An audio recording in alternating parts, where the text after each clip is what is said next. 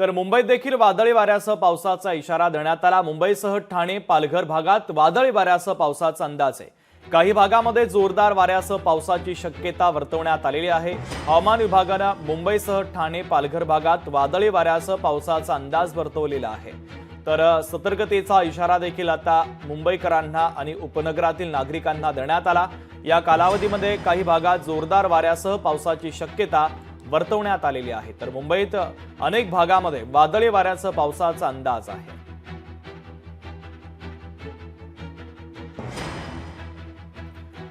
तर आमचे प्रतिनिधी चेतन ननावरे आपल्याशी जोडले जात आहेत या बातमीच्या संदर्भातले अधिकचे अपडेट देण्यासाठी। चेतन, आपण महाराष्ट्रभर पाहतोय वादळी वाऱ्याचा आणि पावसाचं अक्षरशः थैमान पाहायला मिळतंय। अवकाळी पावसानं शेती पिकांचं राज्यात मोठं नुकसान केलेलं आहे। मुंबईत देखील गेल्या काही दिवसांपासून अवकाळी पाऊस अधूनमधून पडतोय आणि पुन्हा एकदा आता हवामान विभागाच्या वतीनं मुंबई असेल आणि मुंबईसह उपनगर असतील येथे वादळी वाऱ्याचा आणि पावसाचा अंदाज वर्तवण्यात आलेला आहे।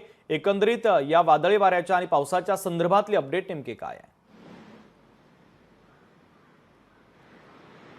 निश्चितच शुभम, कारण मुंबईमध्ये जरी रिपरिप सुरू असली तरी ढगाळ वातावरणामध्ये कुठेतरी उकाड्यामुळे मुंबईकर त्रस्त झालेत। मात्र दुसरीकडे एक आपल्याला कॉन्ट्रास्ट सिच्युएशन पाहायला मिळते। पुण्यामध्ये अक्षरशः पावसाने झोडपून काढलेलं होतं। नंदुरबार आणि धुळ्याची जर परिस्थिती पाहिली तर अत्यंत बिकट होती। टरबूज आणि केळीसारख्या फळबागांचं प्रचंड नुकसान झालेलं आहे आणि त्यामुळे हवालदिल झालेला शेतकरी असेल त्याच्याकडून आता कर्जाची परतफेड कशी करायची असा सवाल सरकारला उपस्थित केला जात आहे। तात्काळ नुकसान भरपाई द्यावी अशी मागणी केली जात आहे। पालघर सारख्या पट्ट्यामध्ये सुद्धा झालेल्या अवकाळी पावसामुळे मच्छीमारांचंही प्रचंड नुकसान झालेलं आहे।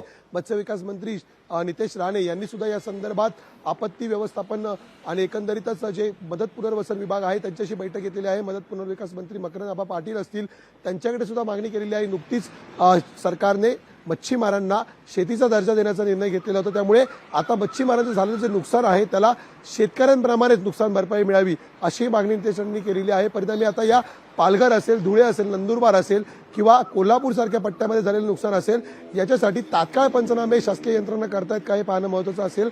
अन्यथा शेतकऱ्यांकडून सरकार विरोधात आता टाहो फोडल्याशिवाय आपल्याला गत्यंतर दिसणार नाही। शुभम, अगदी चेतन, महत्त्वाचे अपडेट या बातमीच्या संदर्भातले पोहोचवलेले आहेत। तुर्तास धन्यवाद। लोकशाही मराठी ऐका, पहा, जागरूक रहा।